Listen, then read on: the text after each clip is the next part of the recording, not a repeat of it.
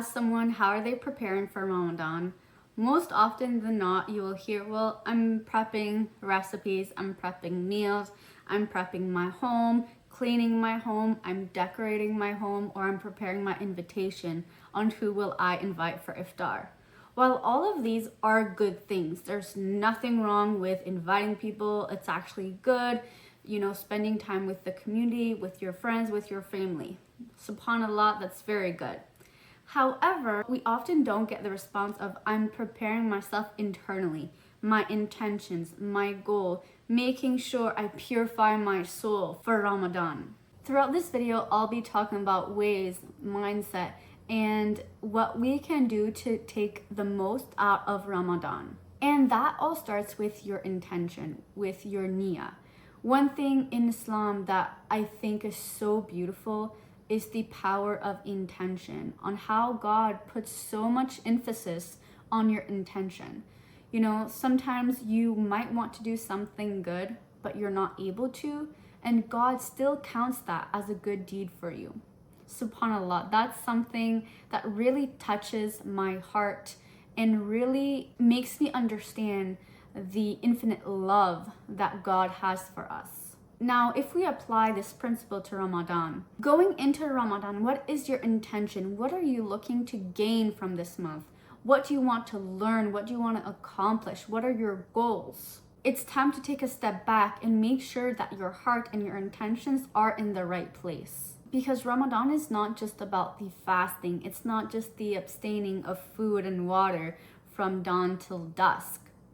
From dawn till dusk, dusk till dawn. I don't know. Let me check. Okay, from dawn till dusk. Got it. It's not just about abstaining from this. It's about changing who you are at your core. My second Ramadan, unfortunately, I was not able to fast due to medical reasons. And this was my second Ramadan at the time. And I felt so guilty. I always doubted myself. I was like, am I not fasting because I'm scared, because it's not something I like to do? SubhanAllah, I'm very happy that I did not fast because of future findings that was later found out. But whether you can or cannot fast, if you can't fast, don't let this feeling of guilt overwhelm you and take away the benefits that are in this month. Because it's not just about fasting from water and food. It's about changing who you are, developing new habits, changing your mindset, growing your connection to God. When we think of Ramadan, we only think about, not eating. But Ramadan is so much more than that. That's probably the smallest part of it all. Because we know that at the end, right, when it's time to eat at iftar, we know we'll be able to eat. Unfortunately, that's not the reality for some people in the world. As we know, the people in Palestine have been going through extreme hardship these past few months. And for many other people also around the world that are living in poverty, in the state of starvation. When you feel like it's hard to fast, that, you're so hungry, try to think of these people and be grateful for what you have. I thought maybe I don't want to fast because I'm scared, because I don't like to do it. And the feeling of guilt really took away the essence of what Ramadan really is. Instead of focusing on other forms of worship, I was just preoccupied with, maybe it's all in my head. Maybe I actually can fast. And this is really something that if you're in that position this year, for many reasons, don't let that take away from this sacred month. Next thing you want to do is to set some goals. Just like anything in your life, if you want to accomplish and if you want to take the most out of a certain situation, you need to set some goals. The same thing applies to Ramadan. If you go into Ramadan without a goal, without searching, without looking for something, most likely than not, you will come out of Ramadan with less than if you would have came in with a plan for the month. Some great example of goals are to read the Quran, memorize new surahs, give charity, whether that be with your time or monetary. A lot of us focus on quantitative goals. So for example, I want to, finish the whole Quran. I want to pray 4 extra prayers. I want to, XXX numbers. While that is good, I'm not taking anything away from that. Also try to have qualitative goals, such as I want to be more patient. I want to understand what I'm reading when I read the Quran. I want to be more helpful and be more of a helping hand to others. It's not something that you can say like count 1, 2, 3, right? Yes, I did this. Yes, I did that. I did that. No, it's something I feel. It's something deeper. It has some depth, because you can, check off the goals and check off the actions you did throughout the day. But did you really feel it inside of your heart? It's about changing who you are. It's about improving on oneself. And the best way to do that, while there's nothing wrong with the things I mentioned at the beginning, right? Absolutely nothing wrong. They are good things. But you also want to focus on the depth of your soul, the depth of your action, the depth of your understanding of God, of your relationship to God, of Islam. And most often than not, these are not goals, quantitative goals that you can set for yourself. A lot of us love to set a lot of goals for the month of Ramadan, and that is something so great. But we also need to remember that for most of us watching this video, we are living in the West. This means that we still have our job, our schedule didn't change to accommodate Ramadan. We also need to be realistic and sustainable with our goals. We don't want to start Ramadan being super zealous the first 2 weeks, and then after we're not able to keep up within the most important nights of Ramadan. We want to be steadfast in our approach. So this means not just doing acts of worships during the month of Ramadan. Yes, we want to increase those acts of worship, but we also want to carry them out for the rest of the year. Because Ramadan is not about becoming Muslim, the perfect Muslim overnight. It's not about a performative act, right? It's not about, I'm just gonna do this and then I'm gonna drop all the habits and all the things I've learned during this month after it's done. No, it's about creating sustainable change within yourself, within your actions, within your mindset, within your connection to God. And the reason why you might want to set yourself so many goals is because you feel as though you did not do as much as you could have last year, or maybe you didn't do as much as you wanted within the past year and you're trying to catch up. And there's nothing wrong with that, absolutely not. Every effort that we do, God sees everything, and inshallah we will be rewarded. But try to approach and try to be reasonable with what you can do. That might look different than somebody else, and that's okay. Remember, in which season of your life are you in? Are you a mother? Are you a wife? Are you, do you have a full-time job? And maybe you don't have a lot of time to spare with all your responsibilities. The only thing that you should be thinking about is how to be more mindful with the time that you do have, even though that might not be much compared to someone else that is staying home, that doesn't have as many responsibilities as you. Be more organized and be mindful with the time you have. You might need to reduce your expectations because your season of life is just different.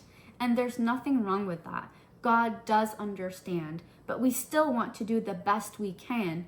And the way we can do that is by being very organized and being mindful and intentional with the time we have.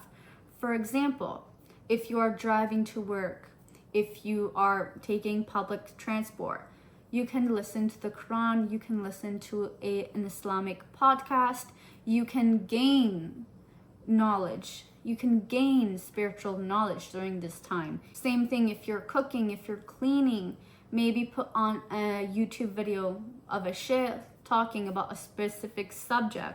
Listen to the Quran, or maybe just speak to God directly. That's something that we might forget. We do need to connect to God on a personal level. Not that we can't do that while we're praying, but it's okay to speak to him during our day. It's okay to speak to him as if he is our friend, right? Because God is with us all the time. You can speak to God within your day. You can get closer to him. This one is for the ladies, but don't feel bad because you do have your period during Ramadan. I see a lot of women feeling bad. Oh, I'm not going to get the same reward, especially during those special nights of Ramadan. And I hear this so often, women saying, oh, well, my rewards will be diminished. There are so much things you can do, even if you are not fasting or if you can't perform certain acts of worship. God is just. God is fair. He would not punish you or take away anything from you because your body is following its cycle. He created you. He wanted you to have your period. He wanted you to go through this. So God would not punish you for your body working the way he created you to be. That just doesn't make any sense. There's so much that you can do even if you are on your period. Anything can be an act of worship depending on your intention. Whether that be cooking, whether that be cleaning, whether that be smiling at a stranger, whether that be any single thing in private, in public, that doesn't matter. If you have good intentions within you, if you are doing this action to please Allah, that is an act of worship. We often like to complicate what worship is, what religion is. It really truly starts within your heart, within your intention. If you want to do good, really focus on what's important, your connection to God. Everything else can wait. It's not as important. If you can't do it, you can't do it. Focus on what you are trying to achieve this month and focus on getting to know God better. We all know who God is, but there's a difference between knowing who he is and truly understanding his essence. When you read the Quran, the words that are written, do you associate it with who God is, his qualities, his 99 names?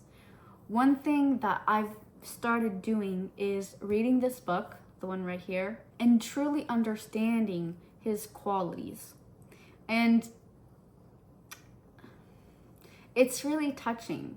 Sometimes we forget, we don't forget, but I'm not sure how to quite explain this, but we forget that God is every single thing around us. He is the healer, he's the maintainer, he's the provider, he's everything. If we have any small issue, any small struggles, God is the solution. Knowing who he is, understanding truly at its core who God is something that will grow your spirituality. You will grow as a person. You will grow with your connection to God.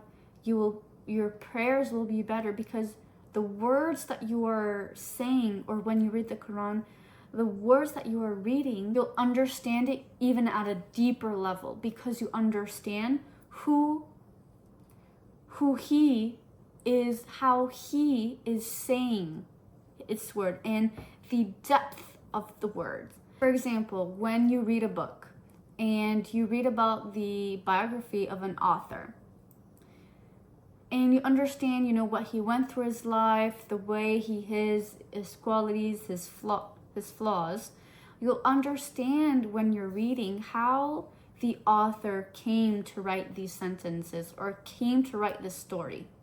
Now, God obviously is way higher than an author, but I'm just giving the example, a similar example, that God, when you understand who he is, when you understand the qualities of God, you will understand better his words.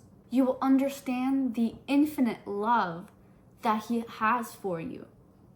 Whether you're going through a struggle or whether you're doing great in life, alhamdulillah, you'll understand and really feel deep down inside of your soul his qualities.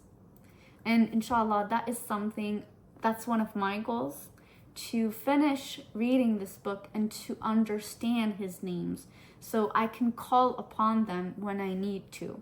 Inshallah, may we all see the end of this Ramadan, and may we create sustainable habits that we can take outside of this month, that we can continue until next Ramadan, and next Ramadan improve on the skills and habits that we've implemented in the past year. I hope this video was helpful, and I would love to have you guys comment on your goals and what you're looking to get out of this month, inshallah. And don't forget to subscribe and turn on the bell notification to be notified when I release my next video, where I help you thrive and flourish in every aspect of your life. See you next time.